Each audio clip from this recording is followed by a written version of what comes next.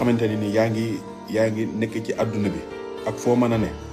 del fexe di jënd juróom-ñeenti kilo ceeb, benn kilo suukar nga koy saraxe bisu alxamis, juróom-ñeenti kilo dugub, benn kilo xorom nga koy saraxe bisu altine. bisu altine mooy lundi, bisu alxamis mooy jeudi bu ne nga jënd juróom-ñeenti kilo ceeb, benn kilo suukar. alxamis altine bu jot muy lundi nga jënd juróom-ñeenti kilo dugub, benn kilo xorom nga di ko saraxe. sunu borom dana la musal ci cet, dana la musal ci liggéey, dana la musal ci lépp loo xamante ne nii luy lor ab jaam la, ba pare dana ubbi say mbir. nañuy sàkk sarax, nañuy digalante lu baax, ba pare nag ñi nga xamante ne nii ñoo dëddu di way